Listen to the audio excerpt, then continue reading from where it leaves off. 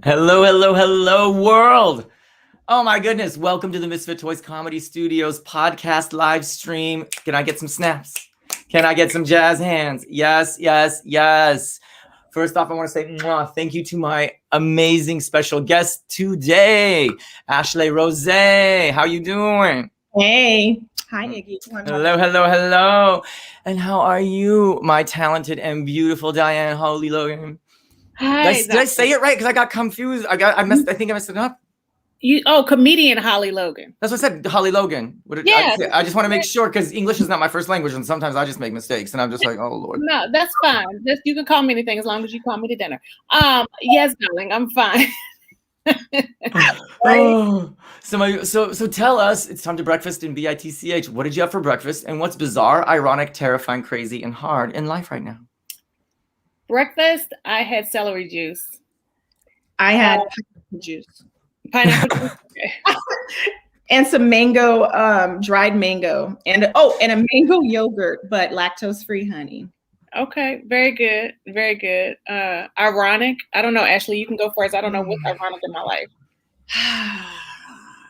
What's ironic? That I'm actually in a good place. Like I would say last year, 2020 was ironically the worst experience, but probably the best year for me for a breakthrough of myself. Mm-hmm.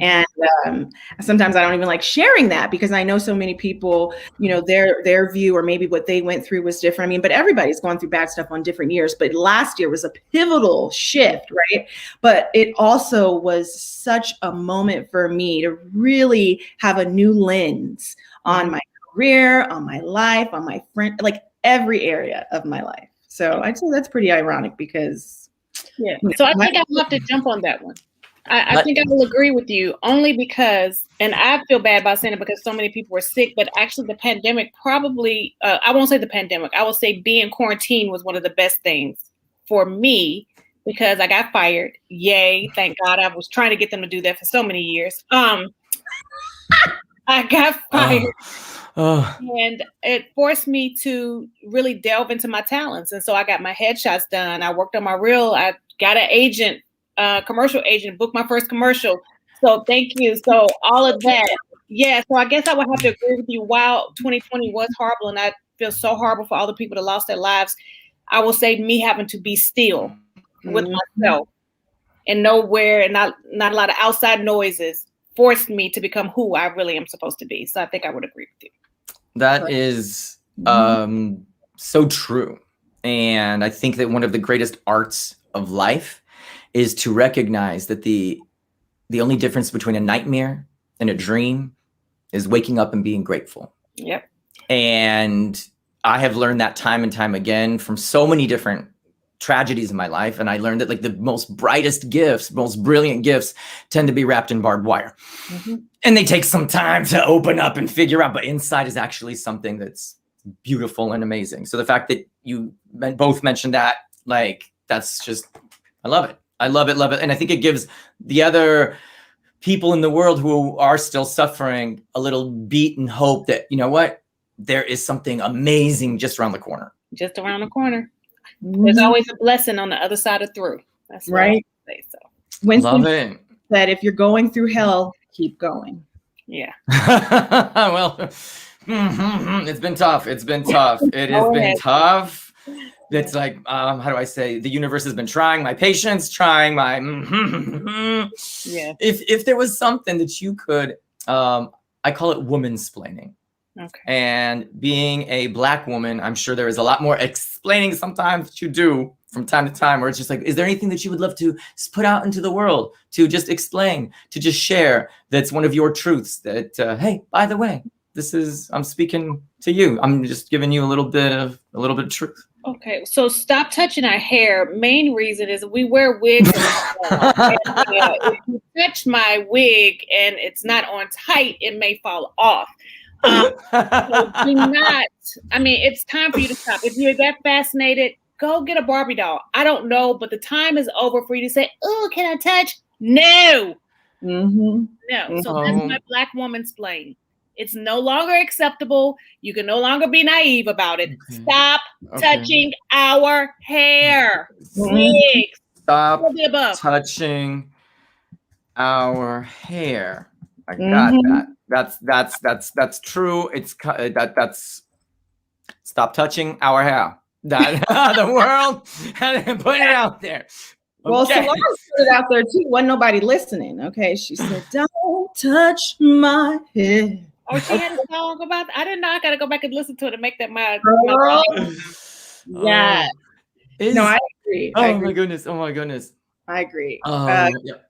I'd also say that you know, we want to be showcased on TV and in movies, and we want us to be able to have different hair on these things. Like, I think we should be able to wear our hair different ways, and we would love to have people on set who can do our hair, please. And we want to have lead roles. We want to have romantic roles. Let's explore. I want to play in some action films. We want to do comedies too.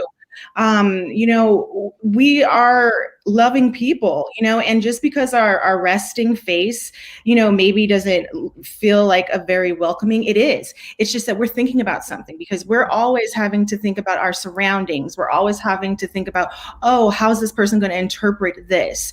Even when we're working at a job, we're usually, if we're the only one there, and let's say one more Black person gets hired, there's like this pressure, like we can't even talk or sit at lunch with our person because someone's going to make a comment like, oh, you guys are only, it's like there's always this magnifying glass on us. And I just feel like, hey, we're loving beings. We really are. But just like other people, we have bad days too. You know what I mean?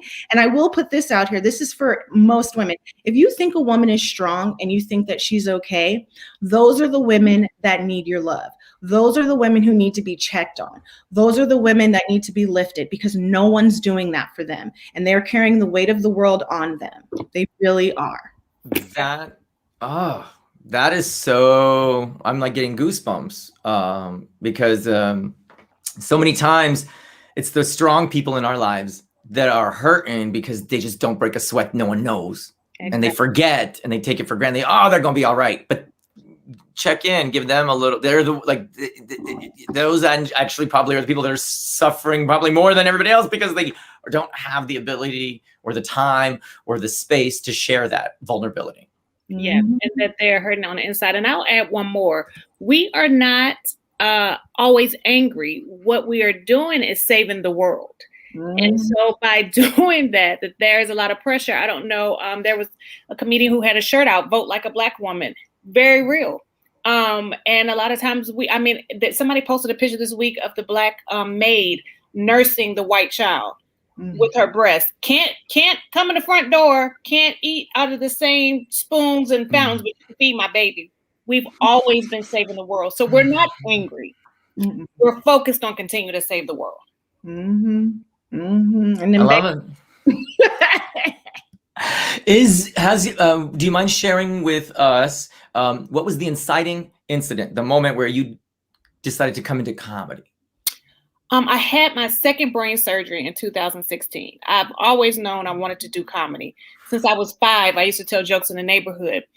But I had my second surgery, 2016. I was laying in the bed recovering, and I'm like, okay, I've been through this twice. God's let me survive this twice. What are you doing? And my best friend passed away in 2014. And one of the last texts I have from him on my phone is, you should be tired of keeping your talents in your backyard. And so I said, okay.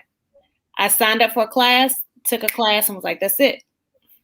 And I've been trying to get fired ever since then. And but you don't fire somebody, you don't fire a brain surgery survivor. You just don't do that. And so you're hilarious. True that. But I love that you were able to flip something that was, again, a nightmare into a dream. Yep. And I love it. Ashleigh, do you mind?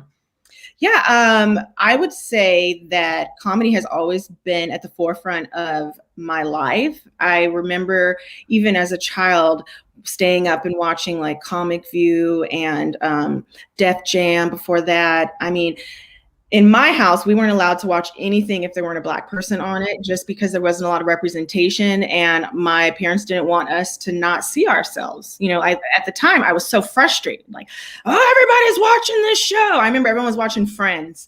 And my mom was like, friends don't have Black friends, baby. And I to say all the friends. Apparently, if you're Black, you can't be a friend because that's where are we on this show? Well, Gabrielle Union did come later, but by then, Mom said, Yeah, it was over.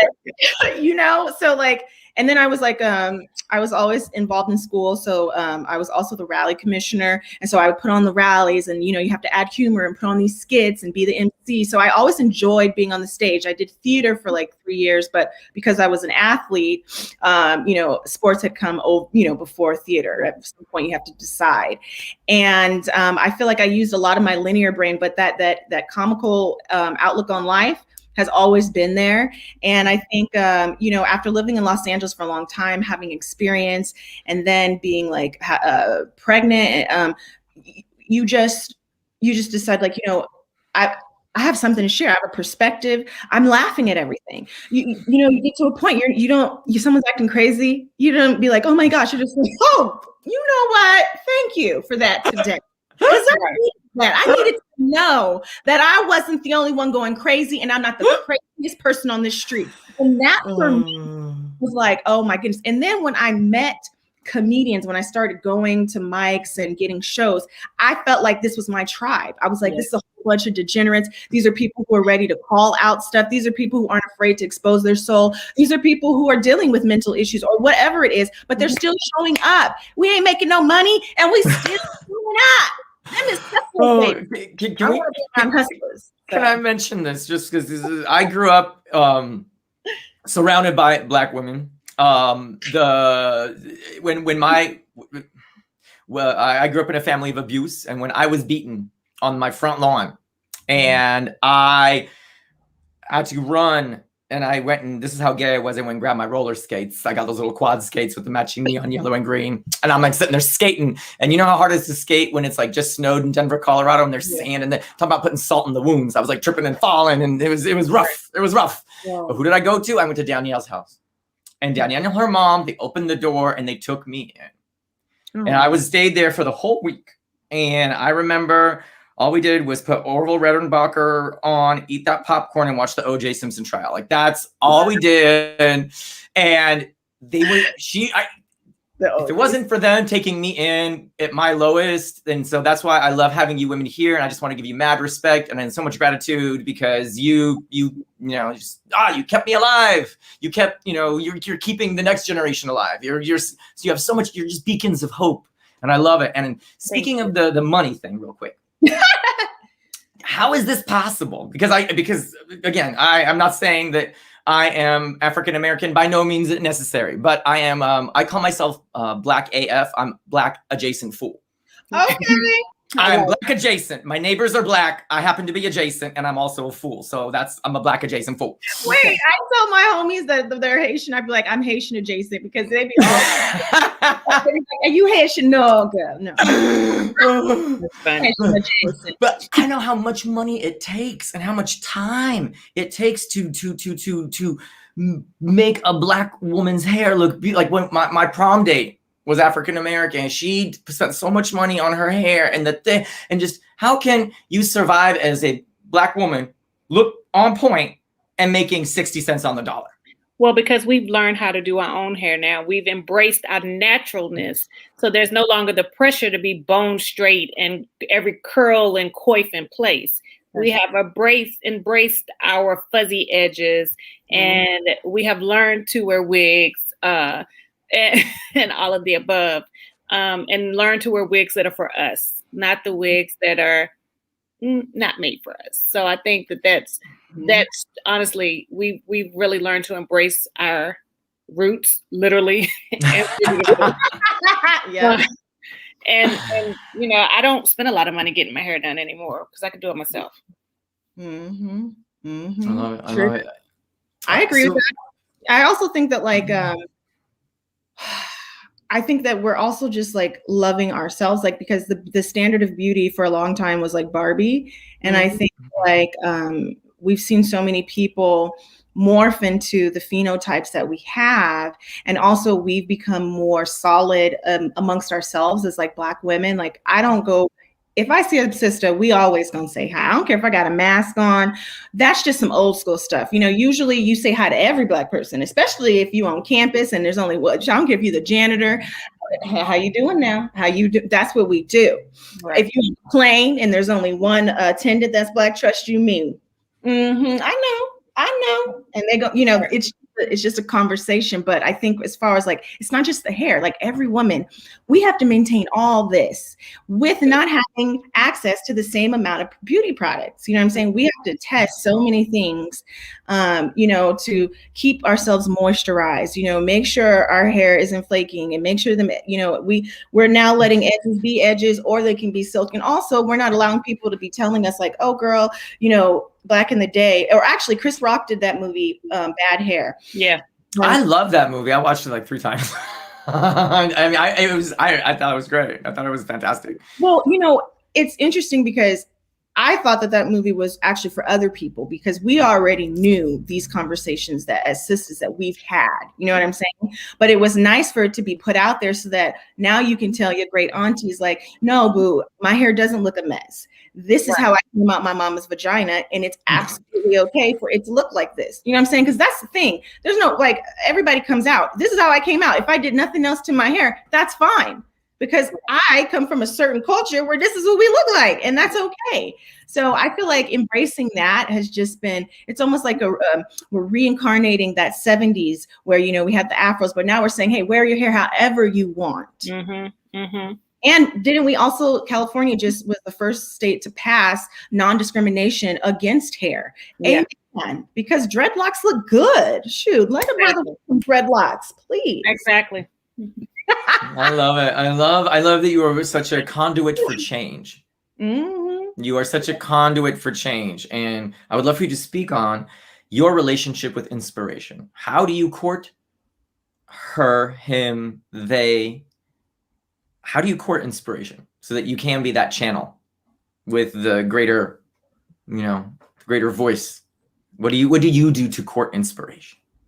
Well, I would say like most comedians, we're observers first. You know, we're the ones who are paying attention, taking notes, laughing. We're very observant. I mean, at everything. You know, we may not discuss it across the room with you or whatever, but we're paying attention to the nuances, to the communication, to the social levels, to the economic responses, just everything, because we have opinions. See, that's the thing about comedians is like, you can't be on that gray area, which is probably why we also get in trouble. And we also are really loved, is because we say what other people are thinking, but don't want to say. And we're just like, hey, we're not a role model. We did not say we was a role model. We said we were entertainers. That's under entertainers. Now, if you looking up to entertainers, baby, you better get you, I don't know, a big brother, a big sister, therapist.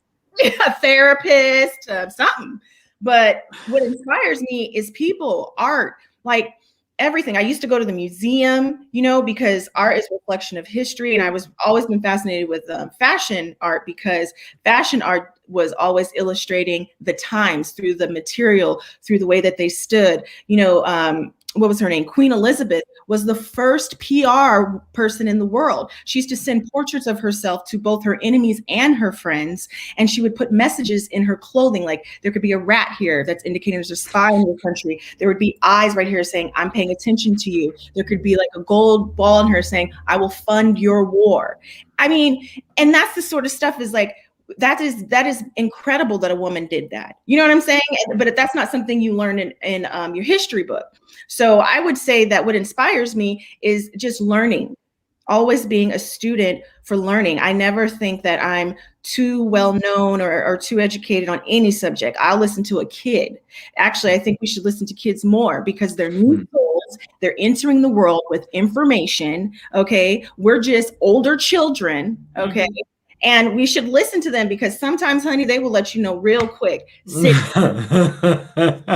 down, turn off the phone, laugh with me. So I'd say that's my biggest inspiration is what's around me. You know, my child, my dog, my crazy family, my crazy friends, you know, what I watch, my Instagram feed, the memes. If you're not sending memes to your friends, you ain't friends. I love it. I love it. I love it. Holly, what would you say? I would say being able to finally embrace my crazy and laugh at it. To be able to share my crazy and laugh at it, and to use my crazy to not only heal myself, but to heal others. When you say my crazy, can you elaborate a little bit on what you mean by my crazy? To use, sometimes I can go to a lot of not just left field. I can go right field. I can go underfield, overfield. I have a temper. I have outbursts. Things bother me and ruffle my feathers that may not ruffle others. And so I no longer have to try to contain all of this. I can actually embrace it and use it for my comedy. I can tell my story, with my comedy. I love it that I can use my story to make somebody laugh. But also, I do believe that when you hear some of our stories, that it's healing for you too, because you're like, wow, that happened to them. They can laugh about it. So can I. Mm-hmm. I agree 120%. I got my little yes. I'm warning you, let me bring my crazy out. You shouldn't try to bring my crazy out. Do you find that the crazy helps the comedy? Like the more crazy, the funnier the comedy? Yeah, my whole life's pretty crazy. So yeah. He's like, yeah. So this year has been an amazing year for comedy in general, and for comedy fodder. Yes, absolutely. What would you say if you just think back, just take a beat? What was one of the craziest moments that turned out to be crazy, but it was also a comedic blessing? Was there a funny moment that you were in line waiting for I'm sure there was plenty of the harder things. Which one to choose? I don't even have to think hard. So I did my first protest with the Black Lives Matter this year after George Floyd got killed. Mm-hmm. I was excited. I was Rosa Parks, Sister Soldier. I was ready to march. My fists were up. I was ready. Did my first march in Santa Monica with different places. Fine. Went right here in Van Nuys, and the police pulled out rubber bullets. When I tell you, I put Sister Soldier and Rosa Parks back in my pocket and went home. Mm-hmm. Yeah, I had to learn my place in the struggle. So I turned that into a funny moment, though, and said, hey, I now am a Black Karen because I went home, sent emails, and made phone calls. Mm-hmm. I'm not a protester in the streets. Y'all do that. I'm going to help by sending the emails and making phone calls. So I make it, but that was very real because I'm like, wait a minute. I mean, I'm a very top young lady. I have never run so fast in my life. Like, bam, bam, bam. Oh, that's probably why the bullets didn't hit me, because I think my boobs are so big they were like knocking the rubber bullets back. Oh, but yes, that's real. A moment that was really tragic, but I was able to even find the humor in that situation. So I think that's something that I definitely take for granted. Is my personal safety in America. You can't see on my outside, that depending on what I'm wearing, whether that I'm Jewish or gay or not. I can blend, is what I'm saying. Is I can blend, and that ability to blend from the outside allows me a certain level of safety, a certain level of mental relaxation where I don't got to stress out. I don't got to think about that, and I think that that's something that I definitely take for granted. Yeah. Is just being able to, as a man, go to my car at night without thinking twice, or, go to whatever mall in whatever town maybe and kind of blend in and have it be and like, travel. That is true. That is so true. Live. Like, in like Black culture or American Black culture, whatever, it's called passing for us. Like when someone's able to live a life and not have to be seen for who they are, it's passing. And we've dealt with that for a long time. And see, that's the thing. Like, people don't understand or have empathy. It's the lack of empathy to be like, a person has to look into a company that they're going to be working at, look into the culture. When they interview, true. Their intuition and there are these sensors that we have. It's not made up. It's the body reacting to the mind, who's made a file case in the brain from situations happening, so that when it happens, you've already been to that situation. This isn't a guessing game. This is like knowing. Everyone's making an exodus right now as comedians to other places like Texas and whatever. And I'll tell you, probably most of the Black women are staying because, like, we're going to try to stay in the most liberal places as we can. Now, that's not saying that we're not dealing with stuff, but there's certain things that we can deal with. And especially if you're a single woman too, like you said, going to get groceries, and no one help, you fall on the ground, no one help you or something like that. Like there's just things like you go to the doctor and you're experiencing pain and they want to give you a prescription for no medication. And someone else could come in there and have a finger ache. And it's like, oh, sure, let me give you this. And you got to be like, no, I said I need some medication because my head hurts. Like we're always having to fight for every little inch. And so, it's just, we constantly are thinking about that from the car that we drive. I don't want to be pulled over. Is this car look too nice? Is the color too attractive? Are people going to think something? From the neighborhood that we live in, we're paying attention to, hold up, how many Confederate flags are up or how many crazy signs are up? You know what I'm saying? And so, yeah, when we see people who openly come out and are there for us, know that we are so grateful and loving sending that back. When we see a home that has Black Lives Matters, even though their grandma is like, no, they don't, that means a lot. Because it means that, you're acknowledging that we're all humans, because let's be honest, it's not like when we all go into the ground, we all go to separate places.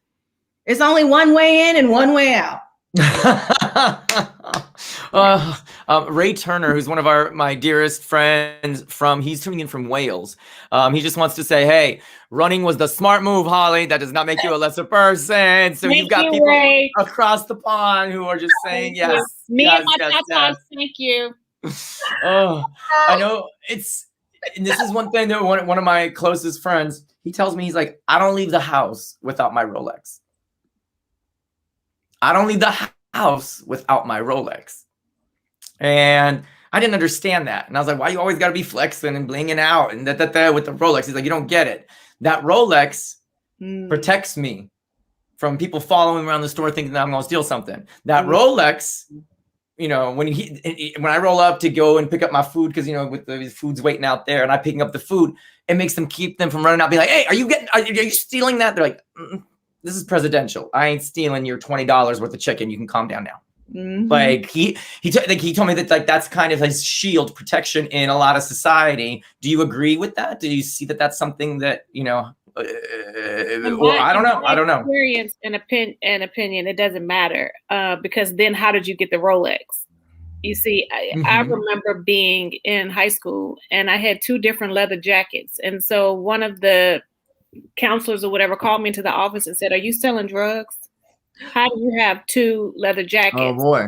So I cursed him out because that's how it was. I went home and told my mom, and my mom came up to the school and said she got her 2 leather jackets because she has 2 working parents who take care of her. You better. But to even question why I have 2 leather jackets, am I selling drugs? So I had on something nice, but was still accused of it coming from something bad. Got it. I think I'll agree with that too, because a lot of situations I think I've tried to put as a child probably really back on my memory, but I too had a situation if there was an all-American girl, it was me. It was literally me. But see, back then the term of all-American means you have to have blonde hair and, but the truth was I was the most supportive, active student in high school. I was a Tri-Delta, meaning I did 3 sports. I was great at all of them. I even got a scholarship to college for one of them. I had 4.5 GPA.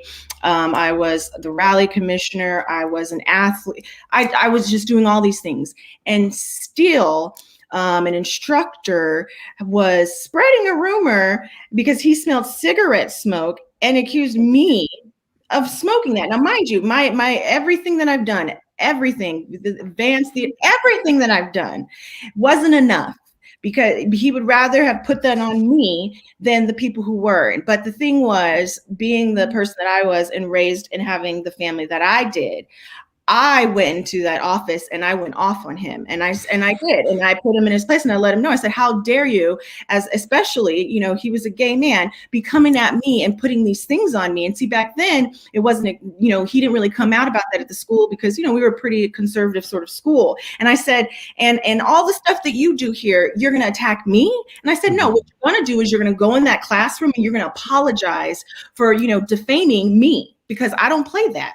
But see, that's the sort of conversation that I would rather not have. It's not that I constantly have to go and educate. You know, here he is, a 30-something-year-old man. Here I am, 17 years old. You know, it doesn't matter what I wear. It doesn't matter how my hair is. You know what I'm saying? I become the target. And I remember when I was pregnant, I got pulled over by a cop. I honestly thought I was going to die. There were two cops. One was playing the good cop and the bad cop. Why the fuck would, excuse my French, would you need a good cop and a bad cop with a woman with a big old belly? What is she going to do? Go, except for go into labor. Okay. Thank goodness one of the cops' wife just gave, you know, birth to twins. And so he was like, hold on, let's calm down. It's not that big of a situation. To his friend who's over here looking in my back seat for what? A car seat? Like, what do you want? And see, that's the sort of stuff that I think as a Black woman, I think that like, it's just so upsetting, is that men have no regard for women, and especially Black women. Like, where is the sort of gentleman of just like, why do we see this on TV, you beating a girl? What world is she stronger than you? Like, why are we such a threat? What have I done? Honestly, you know, my ancestors have fed the children. We've had the kids. We've built the things. We didn't go on some crazy lunatic war. You know, all we're doing is creating like, you know, this peace and trying to just like look okay and get a job, take care of our family. But you looking more than okay. We just got you looking more than okay. I've seen your Insta. You're looking way more than okay. So let's just play that. We got to say that right there. We got to kick you. You're more than okay. Some things were just narrative, but let me just tell you, my Grammy, and I'll leave it at this, always taught us, because she's from the South, Memphis, Tennessee, baby. She said, whenever you leave the house, you always dress the part. Because she said, you don't know who you're going to run into. And also you don't want people to treat you, you know, bad based on the fact that you just didn't come out looking your best. And so that's why a lot of us dress up, honestly, to leave the house, because we can't look like nothing. I agree. My mother made me dress up to go to the doctor. Like I gotta grab something really quick. Yeah, you had to dress up to go to a doctor. This right here. Mm-hmm. This is right here. Can you hear me? Okay. Mm-hmm. This is my metaphorical pillow that I'm sending out to all of you Black women, because it sounds like you are tired and you need to take a little nap because everyone is just stressing you the heck out. Can we just, we oh my Lord, we can never take a nap. We have to sleep in shifts. Here is the metaphorical pillow I am sending my Black women. Here, take a nap on me. Just take a pause. Just take a pause. So you go first and take the nap. We can't take a nap at the same time. One time I taught myself to sleep with my eyes open. I mean, it's real. It is. Oh my gosh, real. that was like that episode in Different Strokes, you know, where we had that. She had the one bodyguard that slept there with like one eye open and one eye closed, and she's sitting there like. That's just what it brought me back to that moment. Yeah. Oh my Lord. These are conversations that I think America needs to hear. Mm-hmm. These are points of topics that are a little bit controversial, and we got to walk with grace. Mm-hmm. And I'm so honored that you are being so honest with me and creating this space. I just want to say thank you. Thank you. What does success mean to you, Ashleigh? Success, I would say by definition, is just that you are working towards something that you want. Like, that is just successful, that you are on a path. And I remember there was a salesman from the 40s. I think his name was something Bird. He was one of the best salesmen. And he actually said that to them, that men who fell, because it's just about men who fell, it's just because they never were going in a direction. They just weren't going, they didn't have a place to go. And that success is just moving at your own speed, but for me, like, success is for me to feel comfortable, in my home. I want to have independence, you know what I'm saying? And I want to be able to independence. We gotta unpack that one word, independence. What does independence mean to you? What does that mean, independence, in the sense that? Well, I want to be able to have creative independence, like, not only am I a comedian, but I also am an artist, I'm an actor. I want to be able to create my own stories. I want to be able to have my own production company. I want to be able to bring my child to work, because what difference does it make? Like, this is life. Like, the one thing I want to be comfortable in my skin. That would be great. That would be a success. But honestly, the true success is that I love myself and I'm always presenting my authentic self. And that is success for me, because whenever I am aligned with me, I am always headed towards something that is headed towards me. When I am vibrating at a high vibration and I am putting out what I want, it comes to me. And to me, that is success. Being on this show is a success, because this is such a nurturing spot that I hadn't even known about, that came to me because that's what I am putting out. So by those means, I'm successful. Now you can add some commas too, and that would just make me exponentially successful. Get that massage and get someone to take watch while I sleep, I'm just playing. I'm just playing. When I spell success, I spell it with a couple dollar signs at the end, by the way. Like, it starts with the regular S, but it ends with some dollar signs, because let's just keep it real. Like, you want to survive in this world, there need to be some dollar signs and some commas attached. Yeah. That's just flat out. It's truth. It's truth. Mm-hmm. And that is the truth. But it starts with authenticity, integrity, moving towards your truth. And then when you do that plus service, then boom, here come the dollar signs. And yes. Do you mind telling us what you feel is success? Peace of mind. So yes, Holly, yes. I've reached success already because I was able to find my peace of mind. And trust me, that was a struggle. So peace of mind. Because when I have my peace of mind, then I'm able to do anything and everything that I want to do. I love it. I'm gonna throw this out, see how it lands. What are steps that we can take as a government, as a people, as America, to create more equality? What are some basic steps that we can take to create more equality?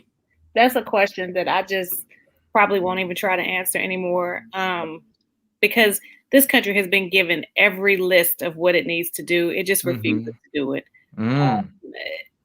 It's like they're kicking and screaming that it's like life is going to change. We will evolve. We will become better, whether you like it or not. So you can be on the wrong side of history, the right side of history.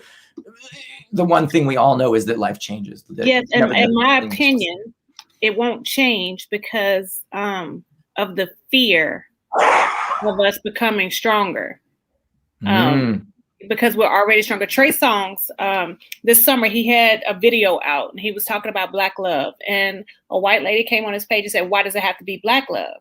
And he explained it. He said, because that's the fear. He said, it's ingrained. You love who you love, but it's ingrained in people to try to separate the Black family because they know together how strong and that there's nothing we can do. So I take that to say that the government doesn't want to take all the steps, no matter which side of the political swing you're on. I don't think they do not take the steps to give us too much equality, because then that means, first of all, acknowledging that they wouldn't be who they were, and this country would not be what it was had it not been for, first and foremost, American Indians, and second, Black people, which this country was built upon. So to give us power has to mean that they were wrong all these years about us when they said we were dumb and we were ignorant and we couldn't. And there you have it. That's my opinion. I love it. Ashleigh, do you have anything to add that you'd like to add? I think it goes back to being your authentic self. Like, so if you feel like, hey, let's be whatever it is. Like, hey, let's support people. Let's support the LGBTQ. I don't know the rest of the letters, but that community. And let's support the Black communities. When you see issues where someone's dropping the ball within your little circles, be that person and be who you are every day. So if you're at the dinner table and grandpa says something that's outlandish, call him out on it and be like, Granddad, I'm not going to sit here and I'm not going to keep coming here if you're going to keep being ignorant. Because see, that's the pressure that's needed to start making that change. And that's what I really like about Generation Z is they're unapologetic and they're like, you know what, we'll figure it out, because they understand the power of a conscious mind, and they understand the connection of consciousness. And see, when you have a consciousness, you have love. When you have love, you're giving service. So what happens is you start combining with other people and attracting other people. That's why nothing is going to keep this movement from stopping, because this isn't a hashtag. This is actually a lifestyle shift. You see, this generation is like, I don't want to work in a cubicle. I don't want to have the same aspirations of having a Lamborghini. I don't need a Lamborghini. They're like, I want to go on a hike and I want all the parks to be open. And I want everyone to be able to go. They're like, I want to have kids. And they're like, look, and also they're like, I don't want to get married. They're like, I want to have sex, and I don't want to be told that I got to go throw 8 Hail Marys in over my shoulder. Like, they're saying that the rules that somebody created, they're like, I'm not into it. And see, that's the thing. When you are aligned with yourself, you're not living your life for somebody else, not for your mom, not for a group of people. Naturally, we will evolve. Yeah. And that's what has to happen, is evolving, meaning our government has to evolve, not change, evolve. It has to morph into something different. Our country has to evolve and morph into something different. And people have to stop wanting to have an advantage over other people and want to have the easy way out of things, and just be happy to be sharing this experience called life. Because the truth is, we came here for these experiences, including pain, including, love, including, confusion. That's why these things exist. We're not trying to bypass it, but to put it on us to be figuring all these changes. No, because we didn't create all this stuff. You know what I'm saying? Like, and start a little church or community and be like, now come on in here. Come on. We got some literature to give you if you want it, but you shouldn't have that. You should literally just have compassion for other people. That's it. Yes. I agree with that. And think about it. When you get in trouble, what do they say? You go sit down somewhere and figure yourself out, right? So when we get in trouble, our parents don't come ask somebody for a list or things that they could do to make us better. It's sit your ass down in there until you have some sense. And when you figure out what you've done. Oh my goodness. That's what they need. They need a big mama in the White House. Yes. Big mama and timeout. Exactly.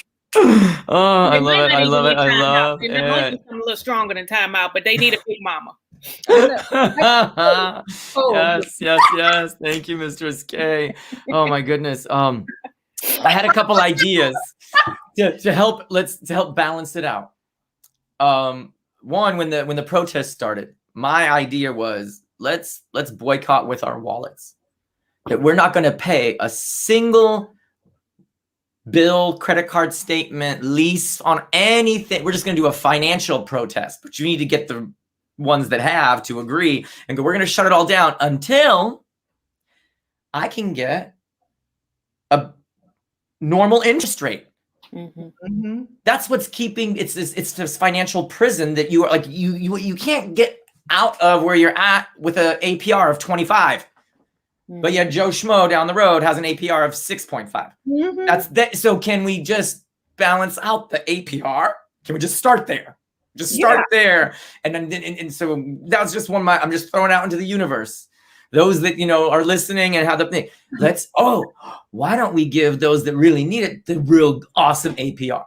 No, but I'm the one paying a 30% APR because I missed a couple payments because I'm juggling so many different things and doing that, and life happens. Life just happens. And the other way that I used to work at Martha's Table, I was in DC, and I would spend every day after school. I went to Georgetown. Love you, Hoyas. And I started teaching English to to I don't want to say inner city, but yes, it was the inner city.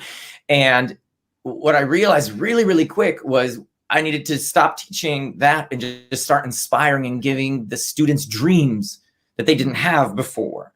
When I was like, what do you want to be when you grow up? Oh, I want to be a nurse. That's cool. Why don't you want to be the doctor? Why don't you want to be the car designer, the CEO? Inspiring the youth to reach a little bit higher and showing them that it's possible. Mm-hmm. You know, and then I love what you said about the museums. So what I would do is I would take them to the Smithsonian.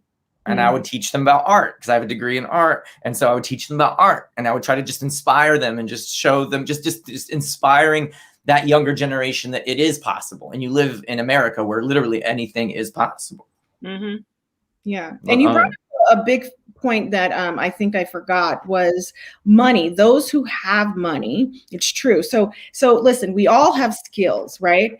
And you have when kind of with your authentic self is knowing what you enjoy to do. And like Holly said that she made phone calls because she knew how to do that stuff, right? So she stuck to what she was good at, right? And though there are people who are architects, they're good at building a new world. There are people who are good at destroying something, like they know how to bring something down. And then you need people who are there to build up. You need people who are also there to make it look good. Those are the artists, you know, and then artists need to be funded because let's be honest, never in our history did artists have money inherently. Okay. They were always had someone who was taking care of them. The church ended up, because they had most of the money, they were basically taking care of a lot of these artists. That's what we need. People who have money and they're like, I don't know what to do with it. Find some artists that you like and start taking care, pay some of their bills, pay for their housing, come together. If you have all this, if you've cracked the code of how to get money, okay, that means that you know how to just keep getting it. Share your money. You know what I'm saying? If I was like the best cook, I should just be cooking. I should just be cooking. Yes, I should be artist because I love food. So that means I'm sending a vibration into the food for it to grow. You know, some people have a green thumb and some people don't. You know why? Because they're not connected to the plants. They just them plants ain't gonna stay alive no matter what. You give them a succulent, that sucker gonna die. You give them a Joshua tree and bring back a Joshua tree, and that's not today. You can just call me because I'm not. You know what I'm saying? So yes. But what I'm saying is, when I say the collective consciousness, what I'm saying is that you have to tap into what am I good at? What do I like? And normally, you just tap back to when you were a kid, when you weren't over here being pressured to do all of this stuff.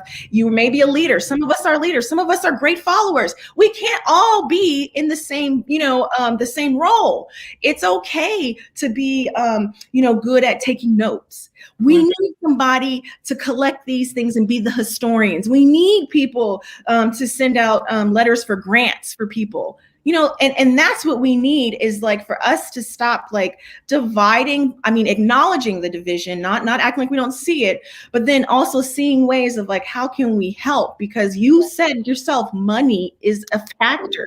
Yes, money has to also be a part of change because if the super PACs are the one who even put the presidents in there and they are backed by money. Yes, there has been a pivot towards greed in our country. And it's shocking how much it's changed in the 30 some years that I've lived here. And the greed has started to escalate. And it's a lot shocking. Of the haves give a damn about the have-nots. And that's just honest, hey, why should I help them so that they could possibly have more than me? Then I won't be the have. It's just a cycle.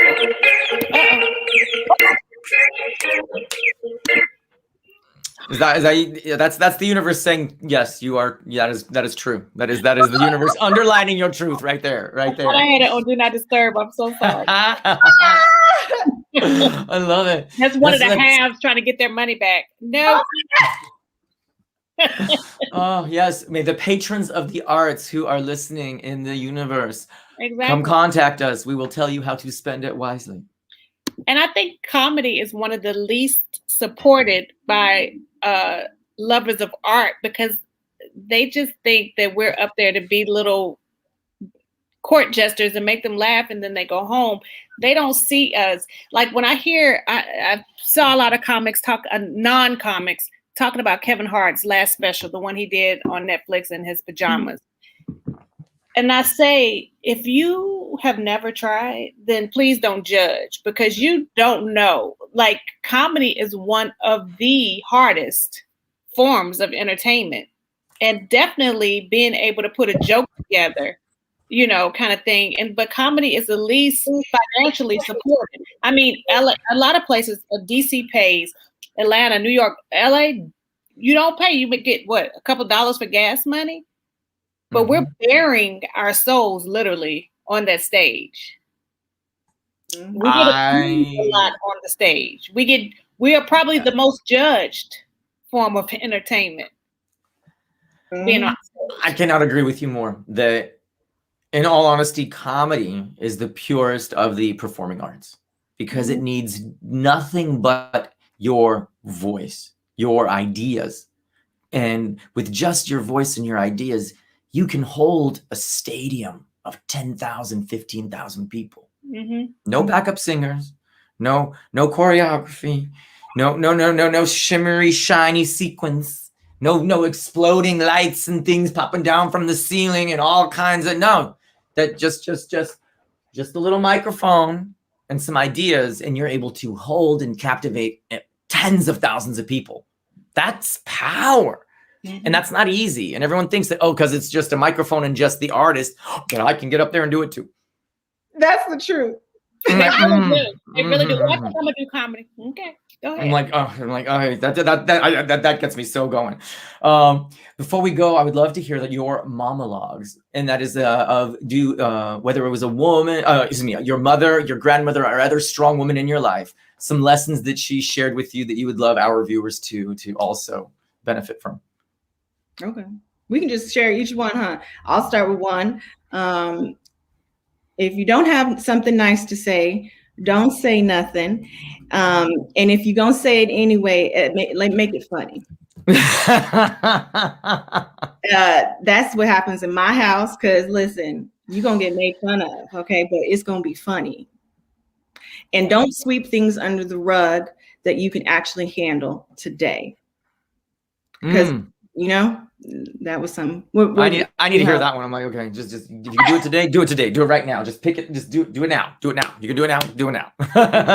Whatever you decide to do, give it your all. You're not a quitter. So if you don't have to do it again the second time, but if you commit to something the first time, you're gonna do it, and you're gonna do it the best that you can do it. That was one thing my mom taught me, and also as an only child, that I was not spoiled, as other people said. I was just extra loved. She's spoiled. I love it. I love it. Love it. Love it. I'm dropping into the chat. Here we go. Yo. On March 8th, we have the Future is Female comedy show at 5 p.m. Pacific Standard. We go to Instagram, go to our link tree. We'll be promoting this on Misfit Toys Comedy as well. And then also Wednesdays, we have a live stream, Hidden Gem of Hilarity, with Holly Logan. So yes, you can find all of her information again through her Instagram, and we will be promoting that through Misfit Toys Comedy. So now that you're family, so anything that we can do to get that out there and get more voices heard. Yes, and yes. Now before we go, last thing, the Green Room Chronicles. Okay. Has there been a moment when you've been backstage in the green room that something crazy happened? Some funny moments, some just, do you have a Green Room Chronicle you'd love to share with us before we go? I actually, sad to say,